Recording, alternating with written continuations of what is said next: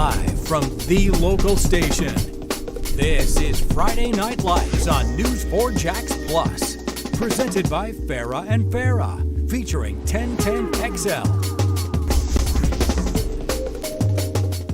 And just like that, welcome to the midway point for some schools of the 2025 high school football regular season. Good evening, Jacksonville. It is Friday Night Lights on 4 Plus, presented by Farah and Farah. That is Justin Barney of Channel 4. I'm the hacker Ryan Green of 1010XL. And Justin, it never ceases to amaze how quickly the year goes by. By the end of the night tonight, some of our schools in our area will be halfway home in the regular season. It flies by. I keep saying that. If people have seen me on TV or doing our Super 10 rankings, anything like that, I keep saying the same phrase. It feels like it flies by. It really does. And we wait all year to kind of get to this, the high school season, the Jaguar season, the college football season. And man, Hacker, seeing you out at Jaguars training camp all those days, those early mornings and stuff, it feels like it'll never get here. But man, when it does, it's like somebody presses fast forward and you're just flying through. High school media day, you get there and you're talking about the lead into the season. It's almost here. Practice just started. But man, you close your eyes and you open them again and blink and it's midseason. And some teams have already hit that 5-0 mark, like West Nassau, Fernandina Beach. Teams in the Sunshine State Athletic Association who played their regular season opener in week 0. They started in what was considered week 0 of the regular high school football season, but they are already at the halfway point. Other teams, St. Augustine, Nice, those guys, they're already at the halfway point of the season after tonight. So man, it just flies by. It is going to be a fantastic night of high school football. We're going to check in on a lot of games that are just now kicking off. Before we really get underway with tonight's broadcast, Justin, let's look back to last week. Biggest surprises, biggest takeaways. The game of the night was Mandarin and Bradford last week. Mandarin got it done in a defensive battle, 14-7. Yeah, 14-7, both touchdowns. Brysen Wright, the phenomenal sophomore receiver / safety. He has had a remarkable season, but that game went about as I expected, although I thought there'd be a little bit more offense in that game. So a little bit of surprise. Also another one, St. Augustine 47, Riverside 41. I had St. Augustine number 1 in my Super 10 last week. I dropped after that big win over Bolles that we saw right here on our game of the week, but really struggled with a winless Riverside team. I dropped them down and moved Rains to that number 1 spot. And Rains is a team that had felt like they'd taken some personal shots from me, even though that wasn't it, just in terms of who they played, the schedule early on with Rains. They may be the best team in the area, but they hadn't played the schedule to really prove it. They played Sandalwood, who hasn't won in quite some time. They played Trinity Christian, a down Trinity Christian, but last week they went on the road to Lake Mary and absolutely laid the hammer down to Noah Grubbs, the quarterback who's going to Notre Dame, and the Rams, who were the Class 7A state runner-up last year, 51-3.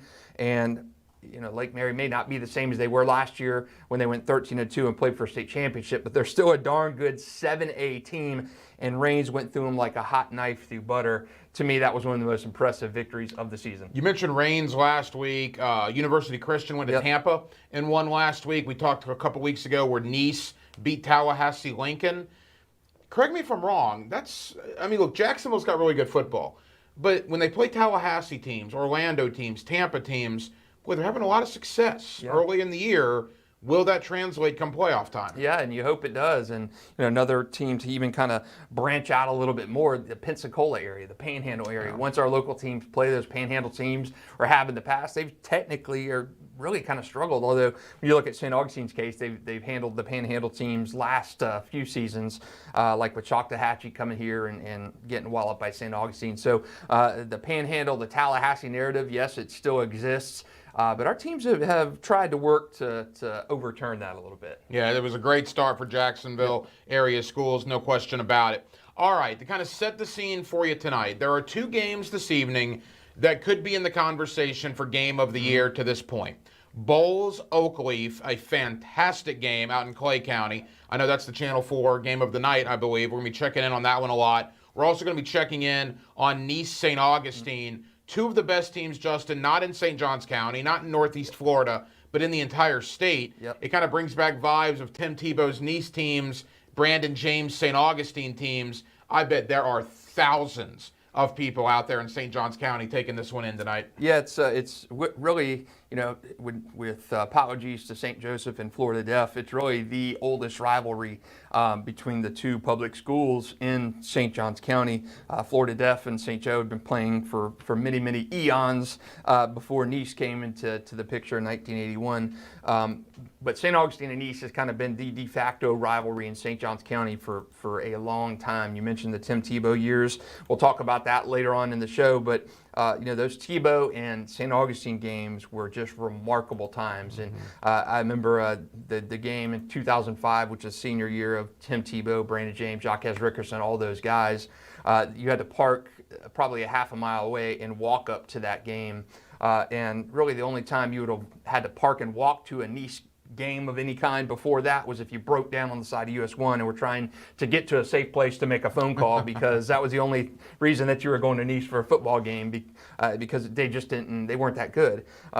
Jeff Whitaker's teams were good at Nice in the late 90s, but really for a large part Nice wasn't really the team. And the Tebow years and the Craig Howard years kind of came in and really reset that, gave that St. Augustine-Nice rivalry new life. And with Colin Drafts and Tim Krause, even before that, they really kind of reinfused that rivalry to be one of the area's best. Yeah, it's going to be a great rivalry tonight. Speaking of rivalries as well, you look up in Nassau County, a battle of unbeatens with Yulee and West Nassau. There's some good old-fashioned bragging rights on the line on the west side with Baker County and Baldwin. This is kind of a rivalry Friday night. Another one, Fletcher-Sandalwood, the Battle of the Ditch. That's going on right now. That was actually a 5:30 p.m. kickoff, the rare 5:30 p.m. Friday night kickoff in Duval County. So we've seen some of those kickoff times get shuffled up a little bit of time. But Sandalwood-Fletcher, another good rivalry. Sandalwood struggled a little bit, but I said they're going to get in the win column. They almost did last week.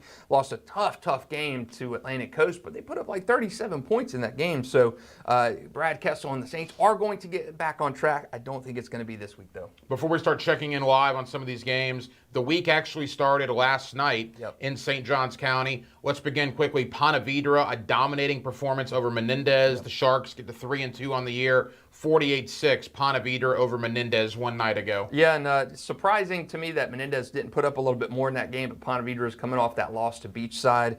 Ponte Vedra is a darn good team. The week before, Beachside handled them pretty well, so I know Ponte Vedra was itching to get back in that win column. Anytime you play a St. Johns County game, there's something about, and this applies to Nassau County, it applies to Clay County, Duval, not as much in Duval County, but when you have those smaller county games, they just mean something a little bit more than these huge Miami-Dade or Broward or Duval County games. And Menendez, I don't think the game was indicative of what type of program they are, but Ponte Vedra is a really, really good program. Yeah, they were looking to get back on the winning track. You mentioned Beachside. Beachside beat Ponte Vedra last week.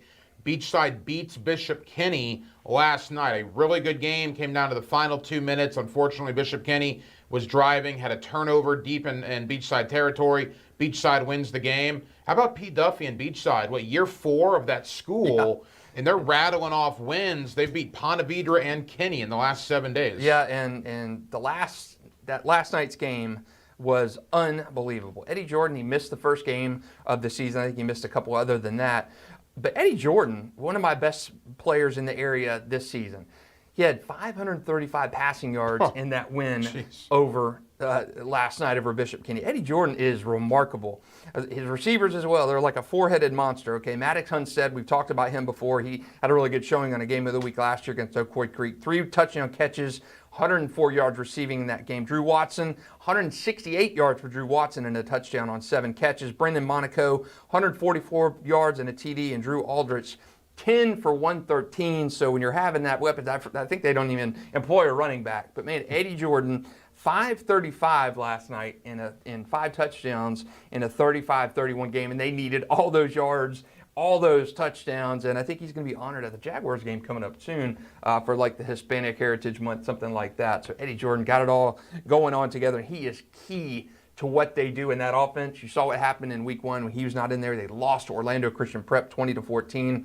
And man, those guys can put up some points when Eddie Jordan is playing. Concern for Bishop Kenny. They started out 2-0. They've now dropped 2 in a row to Bolles and to Beachside. They find themselves 2-2 now. Yeah, a little bit of a disappointment when you have a good running back in Caleb Madison. You know, a couple years ago they beat Bolles, or in 2022 they beat Bolles for the first time since 1977. I was a year old when that occurred, so that gives you an idea of how long ago that was. So long time ago.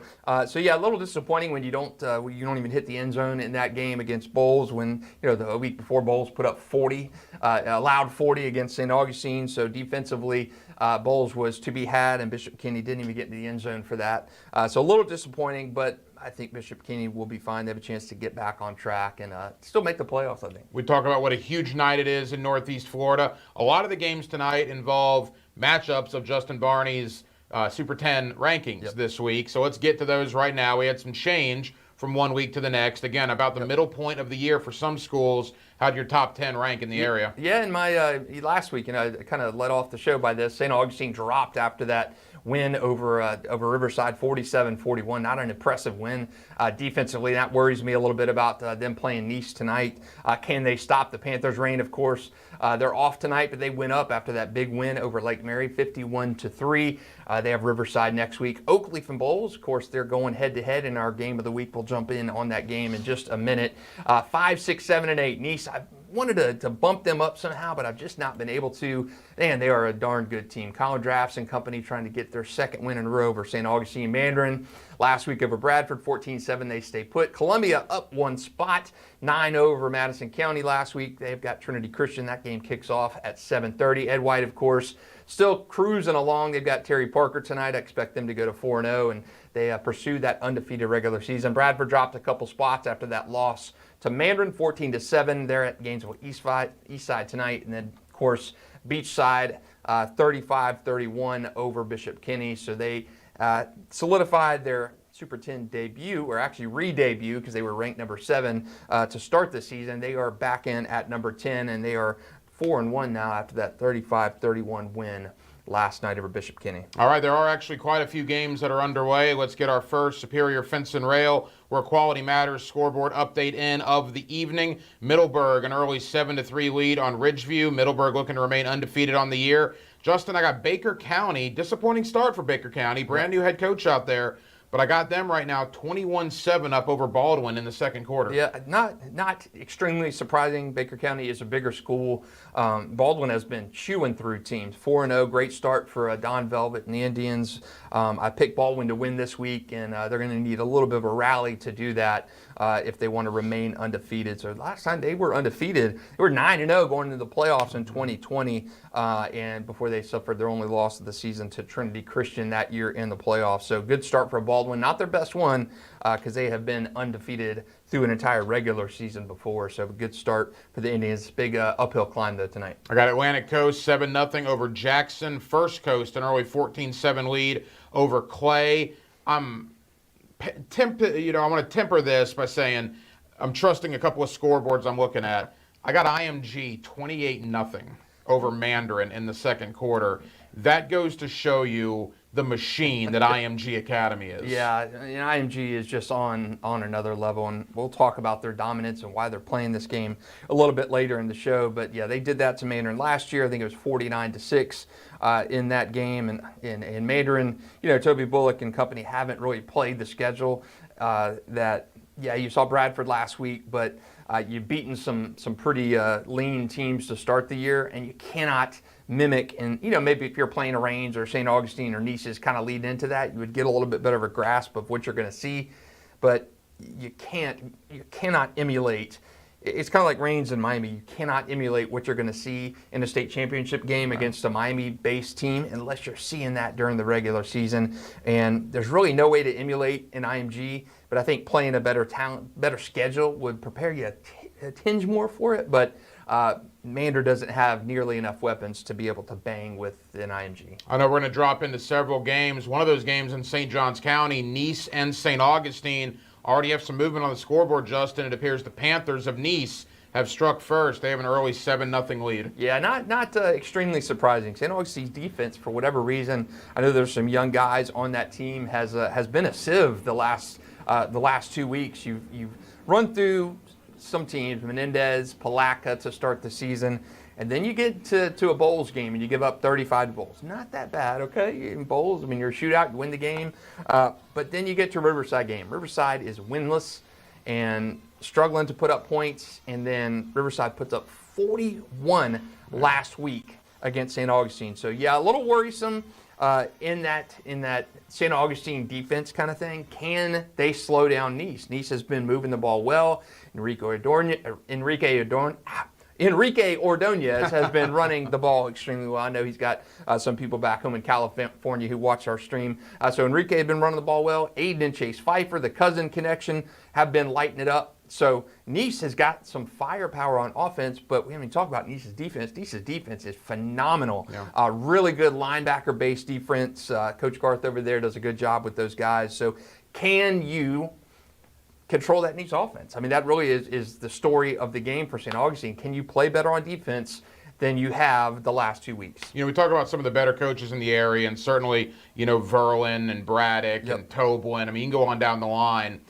Colin Drafts needs to be in that conversation. What he inherited at Nice, 5-6 years ago, to where they are now, an incredible job by Drafts and his coaching staff. Yeah, and to be able to, you know, I think it comes with developing. And I've talked about Joey Wiles and St. Augustine as we're watching the Nice stream right now. Chris Smith at the game doing a good job. Kind of our co-game of the week here. Brenton James and company trying to get it going. But for Nice, what Colin Drafts has done, you're getting good players in there.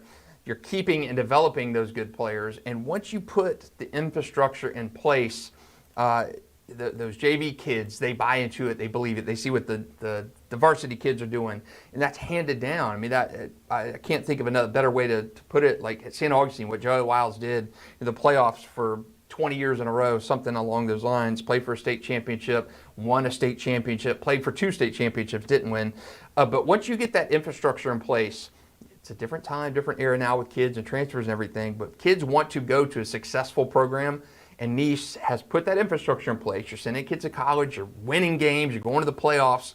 Once you get that going and running, it maintains itself to an extent, and Colin has done a really good job of kind of getting that buy-in from players, building Nice into a place kids want to come and play, and you're seeing the benefits of that. We'll check in on Bolles and Oakleaf in a moment. Final thought for now on Nice St. Augustine. They're both 4-0. Who needs this game worse tonight, Nice or St. Aug? Oh man, that's a tough one. I think St. Augustine, after 2 disappointing performances on defense, you really need to show something. You got Columbia next week. You have state championship or state semifinal expectations in St. Augustine. So I think St. Augustine does. You lost this game by a heartbreaker last year, 35-34 in overtime on a stop 2-point conversion. Nice is to me the favorite in this game, although I picked St. Augustine to win because the history is on their side. They hold a 34-7 series lead in that unbelievable series.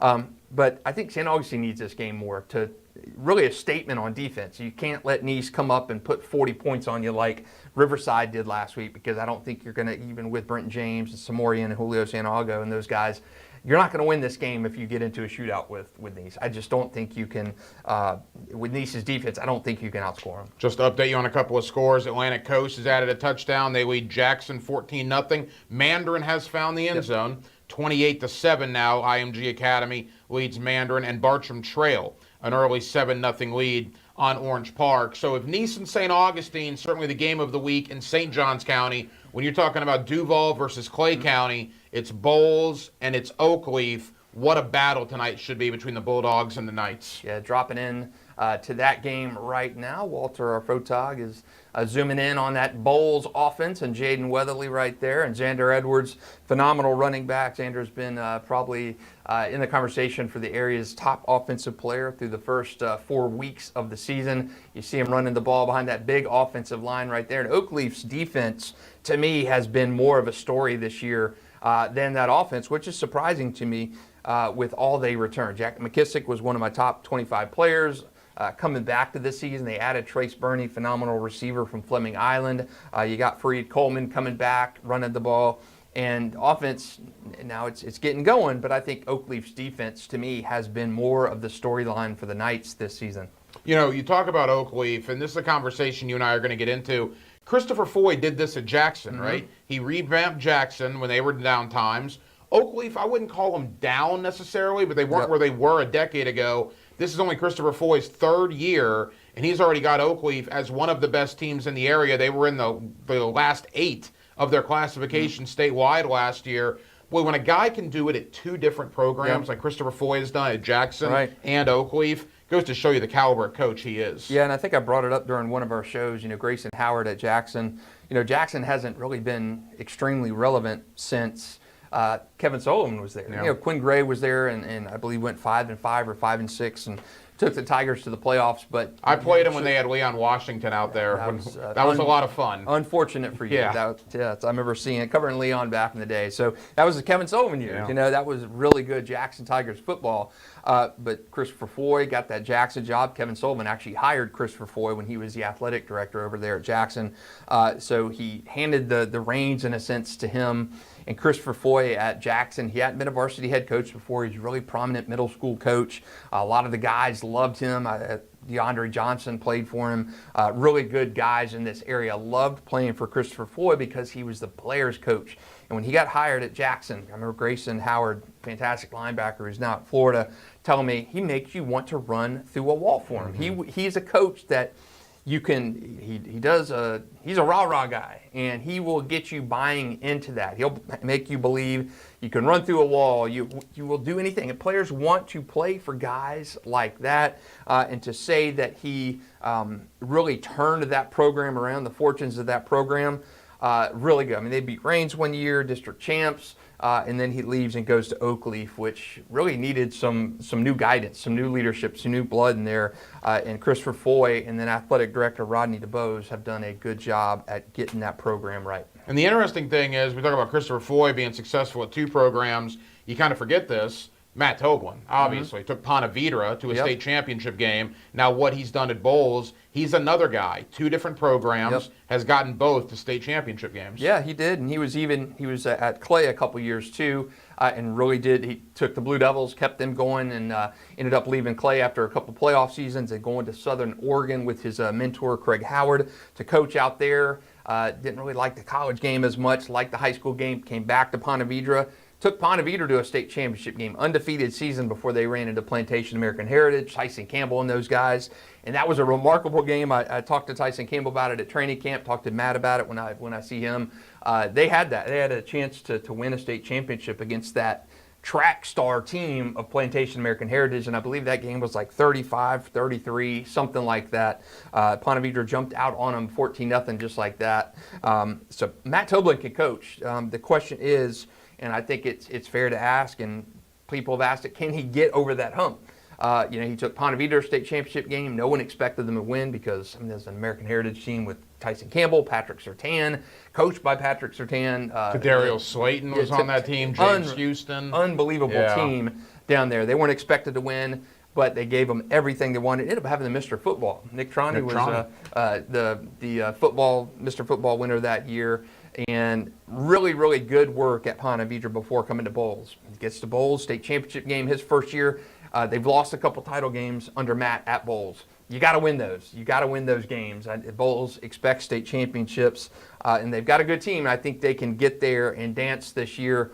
But can you bring it home? That's what happened. Under Corky Rogers, he won that last title in 2011 when you kept getting back, and you didn't win those games. And I think Bolles is overdue for a title. You can see the physicality going on out at Oakleaf right now. The Bolles offensive line, the Oakleaf defensive line getting after it. This is going to be a tough physical ball game on both sides of the ball. And you talk about Foy at Oakleaf, Toblin at Bolles, 2 guys that have been successful at different programs. Our area is full of that. Yeah. I mean, you look at Brian Braddock, what he did at Mandarin for a short period of time, moving on to St. Augustine.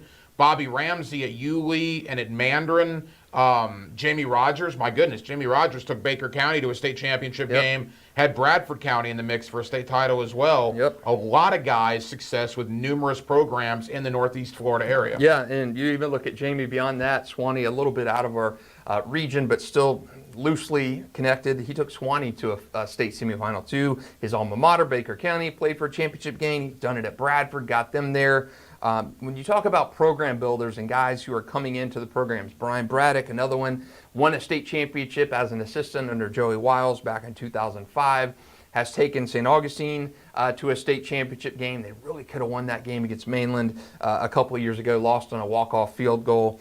Bobby Ramsey, probably the most fortunate coach in our area when you talk about guys he's had the opportunity to coach. Derrick Henry, Carson Beck, two Mr. Footballs.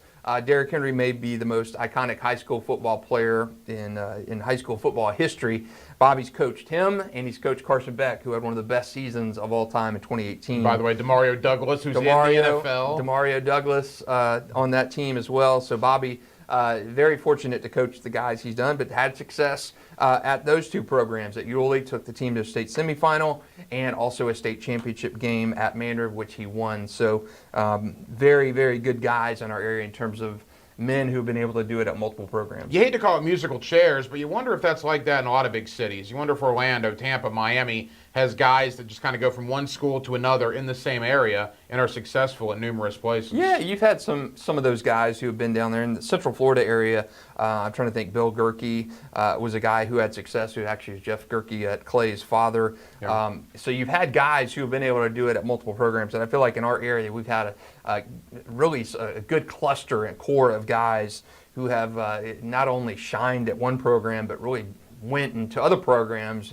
built something, and left something really kind of sustainable. All right, a couple of scores to update you on right now. IMG has punched it in. It's 35-7. IMG leads Mandarin in the second quarter. All right, let's stop right there for a second. If you're Mandarin, why play this game? Probably because I think last year when this game was originally scheduled, came on the schedule, it was Tramel Jones, it was Jamie French, Brody Jennings, all these superstars, and that game had the potential to be like a TV type of game, a big-time streaming type of game. Tramel Jones gets hurt in the first quarter of week 2. That game suddenly becomes not nearly as marketable. You're dealing with a banged-up team. Jamie French got hurt in the Bradford game with a hand injury. Tramel was lost for the season in week 2, and suddenly you're playing a guy, Knox Annis, who was a freshman making like his third start against IMG. So 2-year contract, and if you're Mandarin, you have state championship expectations. You have Brysen Wright, one of the best players in the country, and it looks like we're Xander Edwards balling into almost the end zone, maybe down at the 2-yard line there in our Game of the Week stream. They're on the doorstep. And they are knocking at the door. Xander Edwards, such a big player. People don't realize how big Xander Edwards is. He's like a 6'2" jackhammer there. So anyway, back to IMG. You expected to have all these guys last year. It didn't work out. 2-year contract with IMG. You have Toby Bullock. You have championship type expectations. This game, this opponent is going to make you a better team, but you're going to take your lumps in this game. I don't think any way, shape, or form. You don't want to say if you're Toby Bullock, you don't have any confidence that you can win this game, but you probably have a mustard seed of confidence that you can bang with an IMG. So I think it makes you a better team. You're not going to play a better team anywhere on your schedule than you are tonight at the Corral. So you take your lumps, you lick your wounds, you get better from it, you get some good tape out of it, and you can say you played one of the best programs in the country.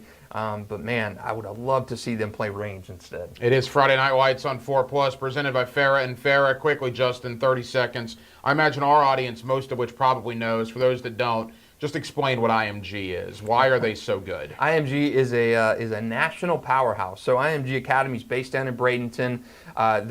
They were let's say an institution, academy for rich athletes, rich people to send their kids to, the child prodigies and stuff. Started out like a tennis academy, and it just continued to grow and grow and grow. I mean, Chris Winkie used to coach at IMG, so tells you how good of guys you can get. So when you're talking about like Bolles as a school, very expensive to go to Bolles, a boarding school, a lot of Olympic athletes go there. IMG is like that in quite a few sports, but football is their main one. It's basically a boarding school. You get all these athletes from around the country. You can have your pick of the litter. You can go to communities or make calls to programs and look at the ESPN 300 and say, hey, I want to talk to this guy. I want to talk to this guy. I want to talk to this guy, and pull kids from these programs and build you an all-star team. So IMG is not when people ask about, rankings or whatever, and you see an IMG Academy rank. It's not from the same, you're not picking from the same crop of talent. Mandarin, yes, Mandarin's got a lot of transfer guys, kids that played at other schools, but IMG's national. Yeah. IMG has multiple teams. This is their national team. IMG can kind of pick from whatever school around the country and say, hey, come play for us, come play for us. And that's what they do. IMG is a traveling band of all-stars.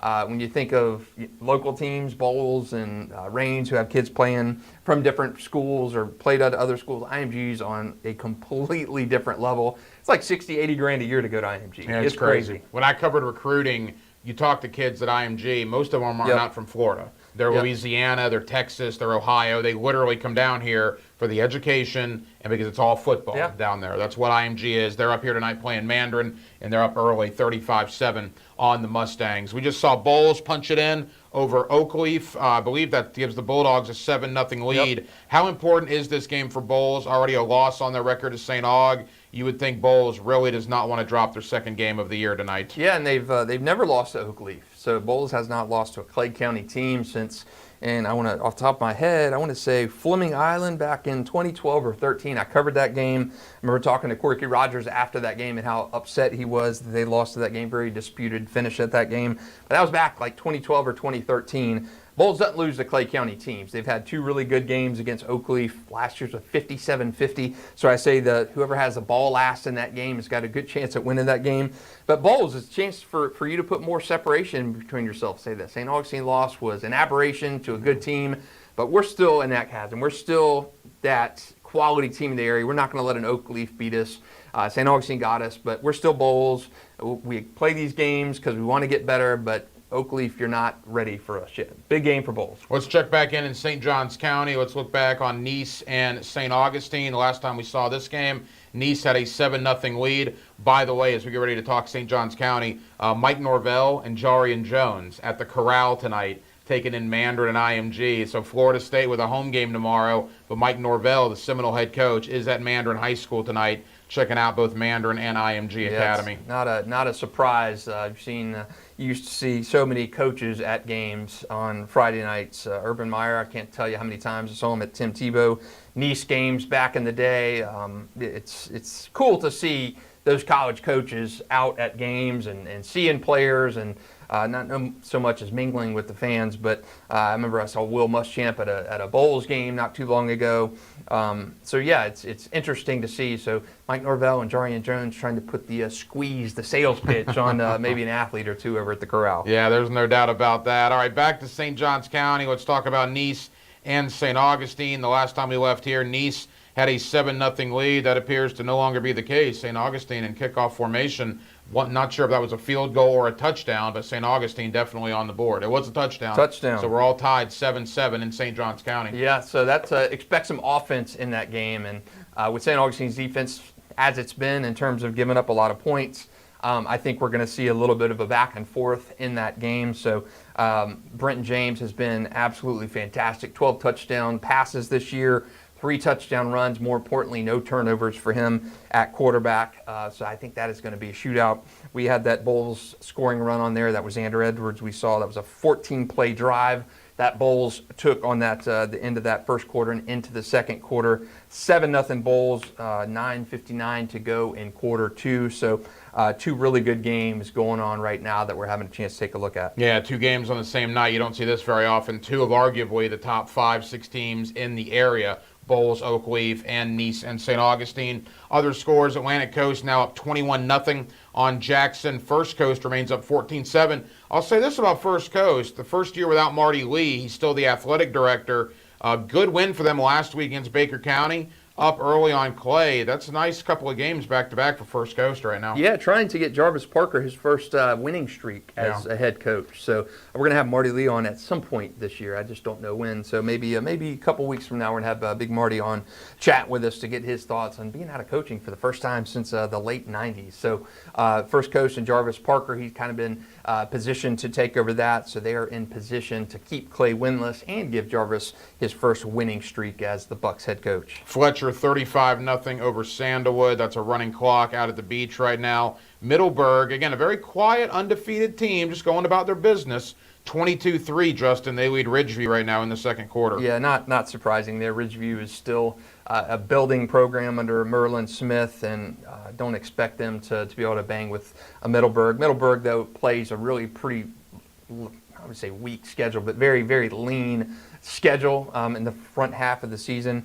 I think they're going to probably start 6-0 and limp to the finish once again. I think the back half of that schedule is loaded with challenging teams. The district stuff, in that Beachside, and that's teams like that. Yeah, so it's going to be a challenge to finish anything more than, I think, 7-3, 6-4 would be a really good season. But, when you look at Middleburg, Ryan Wolf, what he's done there has been phenomenal, because you take over a program that needs some structure, some confidence, and I think we talked about this a couple episodes ago.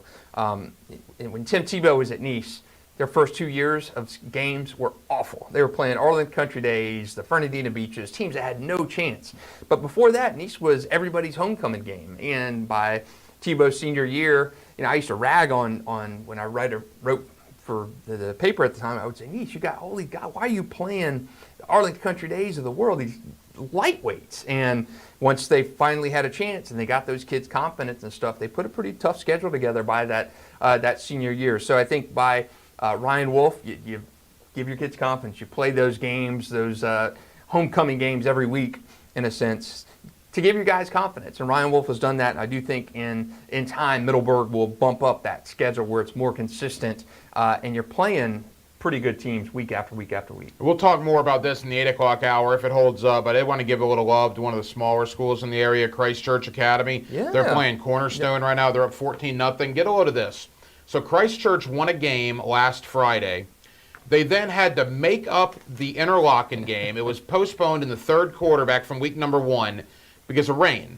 They picked it up middle of the third quarter Monday night. They went on to win that game. Now they're playing again tonight. There is a chance that Christchurch could get not 1, not 2, but 3 wins in a 7-day period. I'm gonna go out on a limb and say it would be disappointing if they didn't beat Cornerstone tonight. Yeah, they beat Duval Charter 49-6 last week.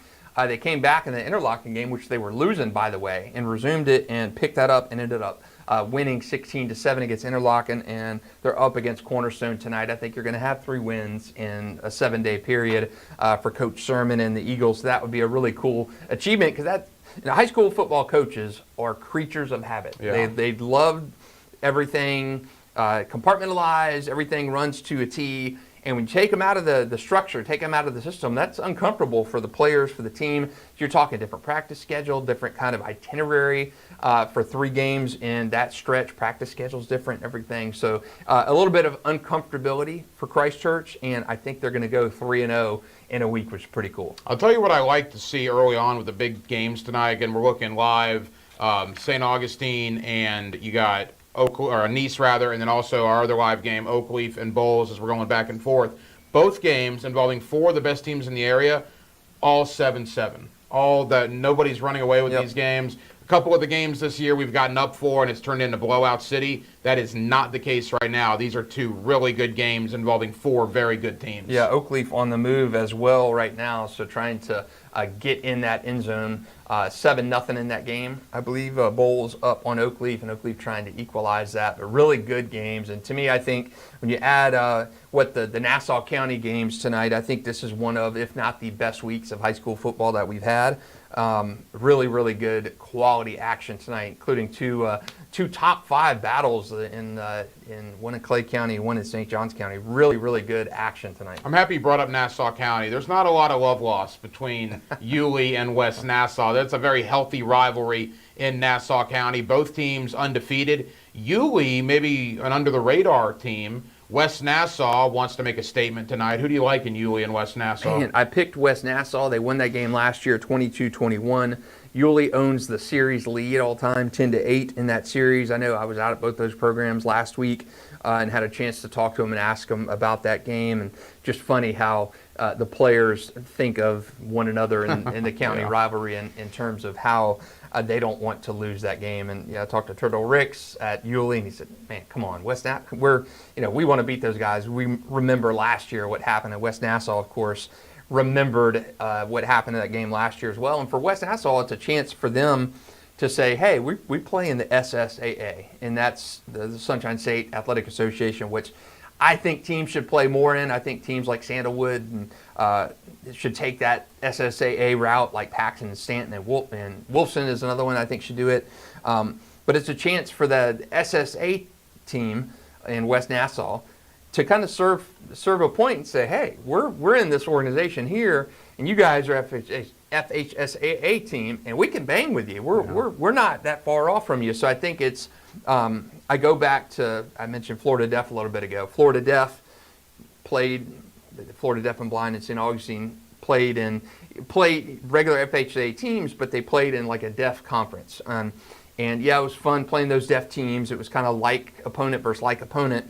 But Florida Deaf teams, when they would play a hearing team, the coaches said the players got so up and excited for a game against a school that could hear and like a St. Joseph team, because it showed, hey, we're on equal footing with you. Right. And when they beat the hearing team, it was pandemonium. It was so exciting for the Florida Deaf to celebrate a win over teams that were traditional FHSAA teams. Made their entire season. Absolutely. It proved a point. And I think, in a sense, for a team in the SSAA to have a clash against another unbeaten FHSAA team sends a point that says, hey, we can play ball down here too. We can bang with you guys. We're not some third party kind of third rung of team. We can bang with you guys. We can beat you guys.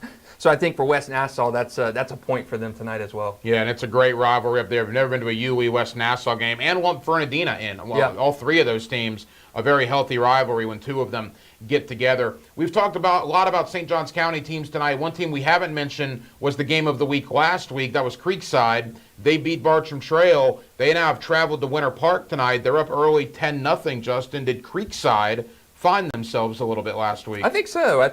Talking to Sean McIntyre out at practice before the Bartram game, he felt like they were banging away and they were doing well, doing what they needed to do. They just needed something to go right for them to put together a complete game. Again, their schedule, I believe, if I'm not mistaken, their first three opponents going into that Bartram game last week were combined 9-0. Yeah. So they weren't playing Little Sisters of the Poor. I mean, they were playing some good teams and just not being able to finish those games out. You've lost players to transfer, to graduation, including your starting quarterback who went to Rutgers, your running back who's one of the best in program history, in Harrison Garrido, and you're starting over. And you're losing to good teams out of the gate, and that's all you needed is a springboard to a win and going and playing a Winter Park. And if you can stack back-to-back wins, you've got a district game against Sandalwood coming up. If you're Creekside, you could have gone 2-8 and made the playoffs because you just got to beat Atlantic Coast and Sandalwood, but you don't want to just backdoor in the playoffs like that. You want to prove you can bang with some of these teams. So Creekside, I think that Bartram win could be kind of the fulcrum to something else better. Yeah, look, I mean, there certainly could be. Sean McIntyre was funny. He texted me last week on the radio. He goes, just so you know, my number hasn't changed because I hadn't had him on, obviously, the entire year. I don't want to call teams when they lose, but obviously when they win, we want to give them that love.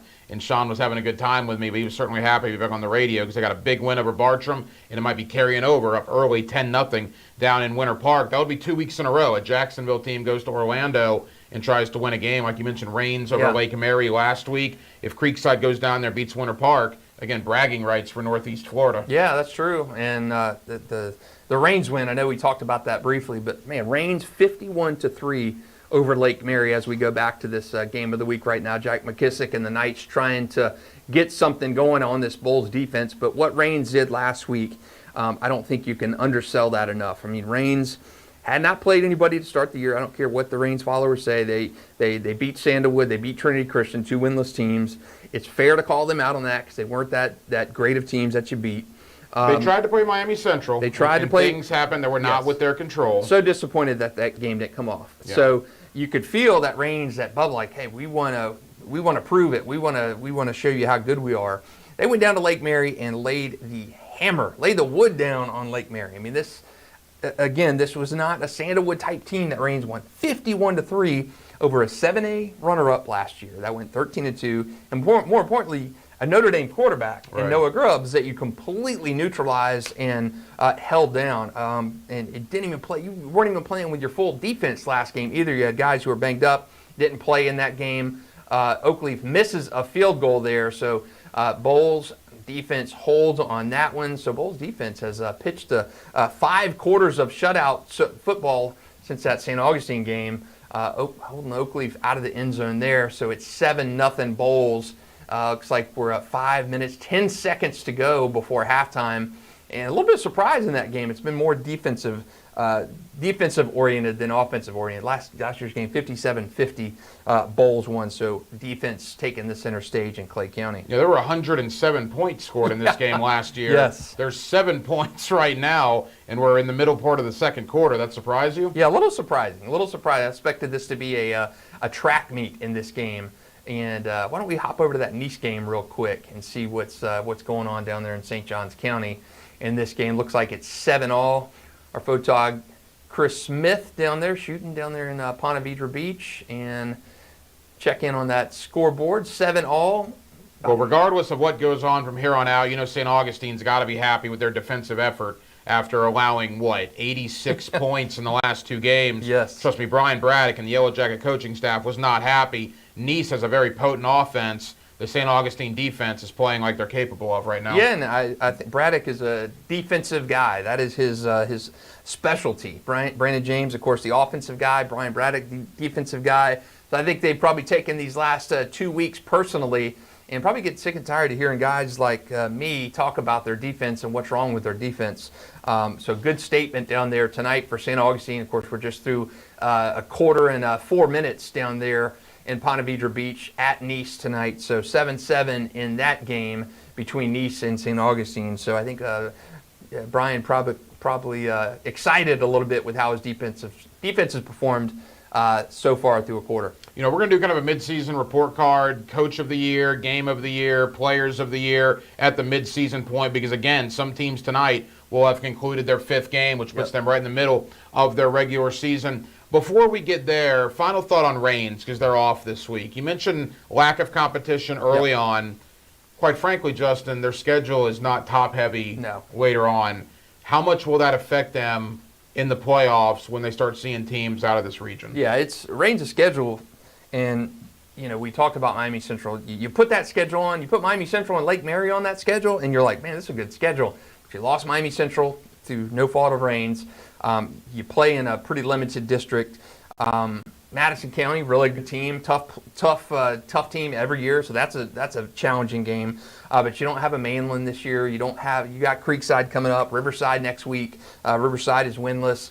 So yeah, a little bit challenging. And how about we go into this polls? Xander Edwards looks like he rips off a massive touchdown there. We're talking about Reigns and Xander Edwards. Man, he may have 1,000 rushing yards rushing by the end of this game. He has been phenomenal. He entered this game with about 680 rushing yards on the season. He's got both Bolles touchdowns so far. Pinning this PAT, they're about to go up 14-0 over in Clay County on the night. So good showing from Xander Edwards. He is phenomenal. His dad played in the NFL, Mark Edwards, big-time running back in his day. But back to Reigns, yeah, you've got to play some guys. And again, they're going to play the Madison Counties, play Ribault, play Yulee, but you're not going to see that competition, the Miami-esque competition until mainly the state semifinals. And yes, that's a little worrisome, but I do think what's different from this year's team. I think last year's team felt very disrespected in what happened in that state championship game. I think this Reigns team is ferocious. I think they showed in that Lake Mary game how potent they can be. I don't think there's going to be any I don't think Reigns gets even close to being touched until that state championship game. Or state semifinals, depends on where they're seated. I don't think they're going to even have a ball game until then. I think they are so good that they are just going to blast everybody until they get to that state semifinal round and possibly play a Miami team there. They played Sarasota Booker last year in that round and got a scare, but won that game. I think Reigns is so laser focused. I think they're so talented. I think they're more talented this year than last year, and I think they have this just laser-like vision on getting back, rectifying the issue from last year, and I think they're going to play for a championship this year. I don't know if they win it, but I think they are going to be so focused and ready for that game that it's going to be a different range game when we see them play for a title. He is Justin Barney of Channel 4. I'm the hacker Ryan Green of 1010XL. Two big games in the area. We'll continue doing live look-ins. Right now, Bolles, a 14-0 lead over Oakleaf out in Clay County. They're all tied up in St. Johns County between Nice and St. Augustine, 7 apiece. We'll give you a complete scoreboard update as we roll on till 9 o'clock. It's Friday Night Lights on 4 Plus, presented by Farrah and Farrah. A lot more to do. Don't go anywhere.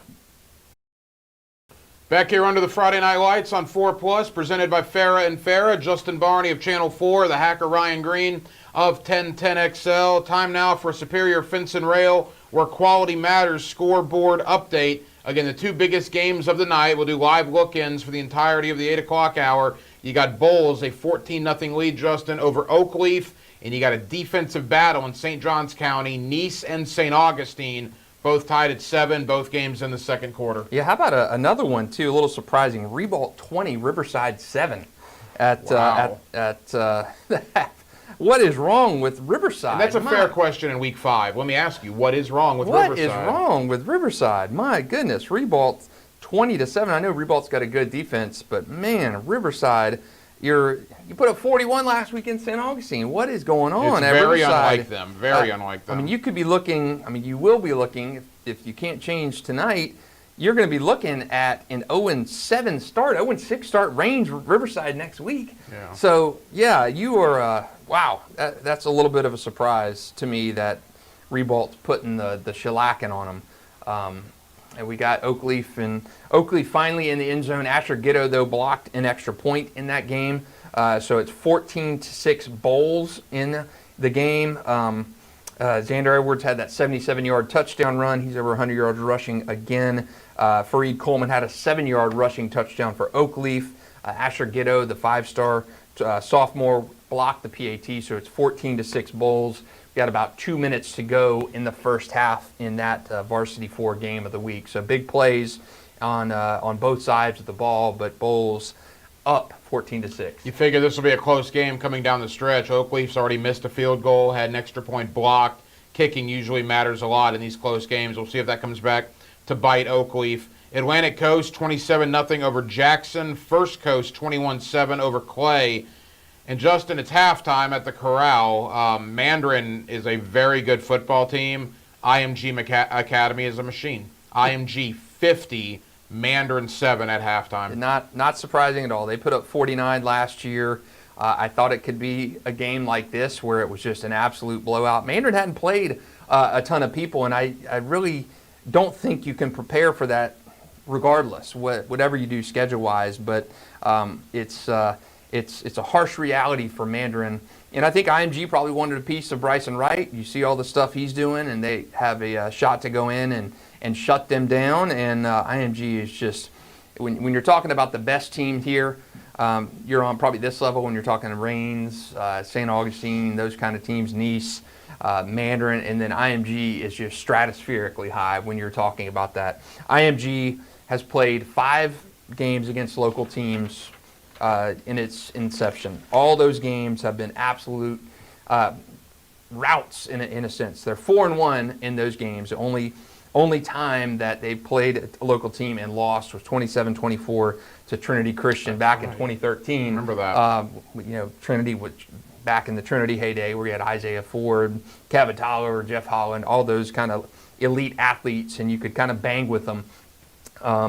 And that's not IMG now. IMG now is on a completely different level. The average margin of victory in those games is about 20 points, 36.8 points for IMG to like 16.2 for local teams in the game. So 20.6 points average margin of victory for IMG against local teams. It's going to be a lot more than that tonight. Ed White 41-8 over Parker. There's another team that we haven't spent a lot of time about. Not the toughest schedule to begin, but nevertheless, Ed White is destroying teams right now. I mean, how good could this Ed White team be? Yeah, and the reason they're not ranked higher is because their schedule has been terrible. It's been bad. I mean, let's call a spade a spade. They have not scheduled very difficult at all. And you got Oakleaf on the schedule in the second half. You got Merritt Island next week. But again, when you're having to play gateway teams that don't belong in the same field as you, you're going to get these lopsided scores.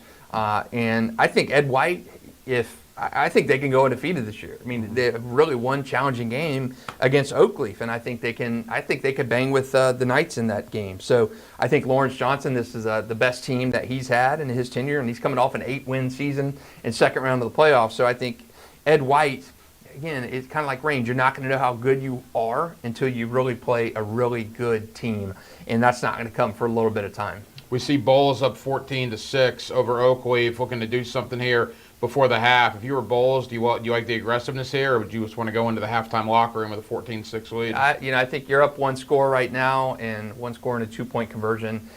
Try and get something going. Your offense is big. I mean, we see Xander Edwards. He's already got a 77-yard touchdown run under his belt. You've got Naeem Burrows you're throwing to, Corbin Fordham, Ohio State tight end commit. Cam Teetsy. I mean, you've got a lot of weapons, so I think go for it as much as you can. You've got players who can stretch this field and score on a dime. We've seen it from Naeem. We've seen it from Xander. So, yeah, go. Try and score. It'd be great to go up if you're Matt Toblin going to halftime with a 2-score lead. And I think you're going to see him pressing the gas pedal till halftime. Middleburg 38-3 over Ridgeview. Providence down 20-0 to Pensacola right now. University Christian up early on Impact Christian. Episcopal 14-0 over Kitbold City. How about some love from my alma mater? The Wolfpack got a lead over Bishop Snyder in the second quarter, so Wolfson looking good right now. And Creekside and Winter Park have both added touchdowns. Creekside 17, Winter Park 10 as they near halftime down in Orlando. Yeah, so some interesting scores in around the area. Columbia 7-3 over Trinity Christian. That game was a 7:30 start, so not a ton on the scoreboard. Surprised me right now, except that Ribault Riverside score. I think that is just baffling to me how Riverside has really kind of collapsed this year in terms of being able to get a win. And great for Michael Hunter at Ribault looking at another win. But man, for Riverside, you got to wonder with Rains on deck, what's wrong in the backyard? Yeah, because it's very unlike them. They're not always an 8 or 9 win team, but I can't ever remember a year where Riverside won less than 5 games. Ooh, it's been a while. I mean, O.J. Small consistently had them in the second, third round of the playoffs. And I think it's probably back when I'm racking my brain right now. I think it was probably before O.J. Small was hired as an interim coach during, I want to say like the 2010 season, maybe 2009, 10, 11. That's about right. And Myrick Anderson was coaching, and they parted ways with him midway through that season. I think Riverside was and I don't know, they were off to a bad start, and they fired Myrick and elevated OJ and slapped him with the interim tag, and OJ led him to a pretty solid finish. But I think that's probably the last time that Riverside was really, and this is when they were named Lee, really had that difficult of a start. Really surprising to see Riverside struggles. You know, we talk about the rivalry aspect of tonight. A lot of big-time rivalries in the area. There's nothing a lot better than a rivalry under the Friday night lights. Some that are off the beaten path. We always talk about Rains Ribault, right? That's the kind of the standard in the area, and with good reason. Northwest Classic is fantastic. But I got to tell you, I got a buddy, Dylan Denmark, who I do the radio show with on Friday nights. He's my producer on Hacker After Dark. He's part of the Baldwin staff. That Baldwin-Baker County game that's going on right now, not a lot of love lost between Baldwin and Baker County. You can say the same thing for Yulee and West Nassau, two really good under-the-radar rivalries. Yeah, and there's something about the small county games. And Baker County, Baldwin, Baldwin is in Duval County, but it's on the fringe. I mean, you're in a smaller community. In the Baker County, you're out there in Glen St. Mary, McClenny area. I mean, that's a one high school town, so you have a little bit of that the small school collision. You know, you see that with Bradford and Baker County. You see that with Baldwin and Baker County. You used to see that with St. Augustine and Palatka. So many of those cool rivalries are really the small town rivalry. Yeah, again, Duval County, Rains Ribault stands alone. Manor and Atlantic Coast, you got the Principals Cup, but you don't have that true, really kind of bust the heads rivalry like you do, except when you see a Baker County Baldwin or a Bradford, a Bradford Baker County or a Swanee or Madison. There's so many good rivalries, but they're often those smaller town rivalries. Quickly we talk about Riverside struggling, Baker County has struggled up until now. They lost last week at home to First Coast. Yep. That is very un-Baker County-like. Yes. Obviously, a new coaching staff out there. What is the issue with Baker County right now? Young, I saw him play in the spring game against Creekside. They banged up and young guys all over. Kevin Mays left, and he was really consistent in building that Baker County program. But they're young this year. They have a lot of new starters this year. They have a lot of younger faces. And I think just with the new coaching staff coming in, you're trying to kind of meld things to your way and doing it with a lot of younger players and stuff. And I think there's just that the natural emphasis of trying to build something, and looks like Bolles in the end zone again. A reverse pass for a touchdown. Wow, what a call by Toblin and the Bulldogs. Wow, good play there from Bolles to get in the end zone again before half. Nice celebration there, too. And looks like Bolles is going to take a 2-score lead going into halftime of this game. They told me to shut up. I said, do you want to be that aggressive? Well, they said, Hacker, heck yeah, we want to be aggressive. We're going to punch it in for 6. So Matt Toblin comes from the Craig Howard coaching tree, and I can't tell you how many games I have seen that Craig Howard coach, former coach at Nice, then Columbia, coach at Bishop Kenny before, where he would do something like that, a reverse, an onside kick when you weren't expecting it. So really not surprised to see Bolles be aggressive there. And I think with 2 minutes to go before halftime, a chance to really put the nail in the coffin and go up 2 scores on a really good team on the road.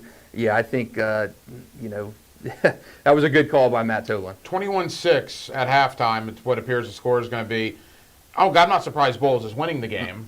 21-6, they've been pretty dominant in the first half. Does that surprise you at all? I'm surprised their defense is playing this well against an Oakleaf. And for whatever reason, Oakleaf's offense to me hasn't been the story this year, and which is a little surprising because Oakleaf had everything on paper coming back to have that elite track star run up and down the field type of offense. Jack McKissick was in that conversation to me when I did my top 25 players. My top 3 quarterbacks were TJ Cole, Jack McKissick, and Eddie Jordan at Beachside. And for whatever reason, Oakleaf's offense just has not been that explosive kind of fast-paced offense to me this year. I think Oakleaf's defense has been phenomenal. Can we check back in on Nice and St. Augustine? I believe that's still second quarter action out there. They got to be getting close to the half as well. I believe Nice has added a field goal, so they lead 10-7 if my eyes are correct here. Again, a defensive battle, again, sort of surprising with both offenses capable of putting up gigantic numbers. Do we know the status of the St. Augustine wideouts that missed last week's game? Are they both playing this week? They were supposed to play. I know Samorian told one of our reporters last week that he was going to be playing for this game, but I do not have confirmation of that right now. But St. Augustine trying to get something going late here in the second quarter as we take a look at this game. 10-7 right now. Brenton James running the ball and trying to get something going. He's a good quarterback out of the pocket as well. 3 rushing touchdowns for him this season. And to update you on that Bolles double pass, Cam Teetsy, the 33-yard touchdown pass from Naeem Burrows off the reverse. So Naeem has an interception this year, a few receiving touchdowns, and now he's thrown his first touchdown pass of the year. That is the Clemson commit. And number 3 on our top 25 list of players in the area in terms of the top 25 players. I'll give you credit with we're going to talk about the midseason report here in just a moment, kind of the best players in the area. You always go to the offensive side of the ball, like the Naheem Burrows, right? The Samorian Wingos, obviously Brysen, Wright, Brenton James. But you have singled out Nice defenders, plural, for what they've done this season. Yeah, and their linebacking core. And why I felt really good about Nice going into the season, had them ranked pretty high, and then they lost. They kind of laid an egg against Trinity in their kickoff classic. But I thought Nice's strength, they have a really good defensive coordinator in Coach Garth over there, very animated, very, very matter of fact. But their whatever he's done on that defensive side of the ball has worked. Their defense has been good ever since he has been there. And their defense, I mean, to me, the storyline for Nice coming into this year was their defense. Kyle Hurtado. Hurtado was a guy that I looked to as being just a mauler. You know, they graduated Joe Miracle, who to me I thought was their best defensive player last year. And then you've got Jacob Curry, the kid who was committed to Northwestern. He's now got offers from Oklahoma, Ohio State, all kinds of places. And to me, I think the story of Nice this season has been, yes, the offense, but man, their defense has been so good this year. That's been the strength of the team to me. They've been fantastic. And you look at the midseason standout performers outside of the Nice defensive players. We're watching Nice and St. Augustine, one of our games of the week tonight. Let's talk about Brenton James. We've talked about him all night. Yep. Certainly talked about him in that Bolles game. Has he been the most impressive quarterback to this point in the 2025 regular season? Probably, and no disrespect to TJ Cole, because Range is not playing with a full deck. Again, they've played 3 games. Really the only quality game has been Lake Mary, lost the Miami Central game. So TJ hasn't had a full really body of work to play with. You only play a little bit. And the Sandalwood game, you played 5 touchdowns the first quarter. You only play a little bit in the Trinity Christian game. So TJ has not played kind of the full compilation. Brenton James has, so I think it's a little bit skewed. Eddie Jordan, again, another guy who's had a phenomenal burst of games but hasn't played a full season. I think Brenton has got to be the guy in the conversation as playing one of the best quarterbacks, if not the best quarterback, this season. To me, 12 touchdowns, no interceptions coming into this game, 3 rushing touchdowns going into the Nice game. He's been a phenomenal player, replacing a 3-year starter in Lachlan Hewlett. I was just going to say that. It's not as if he's got no shoes to fill. He's filling in shoes of a tremendous player at St. Augustine, who's now a USF in Lachlan Hewlett, and he has stepped right in there and done a marvelous job for Brian Braddock and the Yellow Jackets.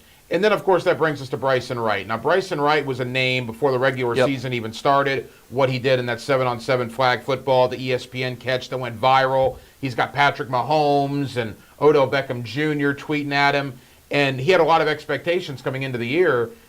Justin, I think he's probably lived up to those expectations. And with Brysen Wright, the thing you have to, this is a 14-year-old kid, and having to deal with all these expectations. And when you wear a target like that on your back, and Brysen did this as a freshman. We don't see a lot of 4-year players at the varsity level. You see them, yes, of course, but you don't see 4-year players on good teams at the varsity level in football too often. Baseball, we see them from time to time. But starting as a freshman, as a 14-year-old freshman, living up to that hype, those expectations, it's tough for these kids. And you factor NIL now and social media. And Brysen Wright could have come out and crapped the bed this year. And with all those expectations, you're a teenager and you're having to shoulder all those loads. He has come out and not only played well on offense. Coming into the game, IMG game, he had 5 touchdowns, receptions, being the guy who you knew targets were going to all the time. Like Derrick Henry, you knew who was getting the ball every touch in the Yulee game, and he still went out and did it. And he said, try and stop me, and nobody could stop him. Brysen Wright has kind of come out and said the same thing. Hey, they're throwing the ball to me. Come and stop me if you can. The thing with Brysen, though, he's averaging 206 all-purpose yards a game this year, and 9 touchdowns. 4 of those have been on 2 of those have been on punt returns. 2 of those have been on interception returns. Interception returns of 99 and 101 yards, mind you. So he's going the entire field, but it's averaging 206.8 all-purpose yards per game with the bullseye you're wearing each week. Pretty darn impressive, even for a guy of Brysen's stature who you kind of knew could do it, but still pretty impressive to see. Look, I respect all high school coaches. How on earth you punt the ball to that kid is beyond me. All week, you just punt it out of bounds. You didn't even give him a chance. The fact that he's even gotten his hands on 2 punt returns to return them for touchdowns, what are teams doing punting him the ball? And some of the best returners I've ever seen in high school football. Willie Wright from Raines. Yeah. Brandon James, St. Augustine, and Leon Washington at Jackson. I remember Joey Wiles telling me, and I'm trying to think, the 2002. So 2002 was a really good St. Augustine team. They had Willie Cooper. Really good times. Is that a touchdown? Was that a Hail Mary touchdown? Hail Mary touchdown to St. Augustine. Holy moly. What a play right there as we look in with our photog Chris Smith at that game. Great work. So Maureen, we asked if he was playing. He's playing. He just caught a Hail Mary touchdown to put St. Augustine up. You want to talk about Nice. a drastic change in momentum. The final play of the first half, basically a Hail Mary throw.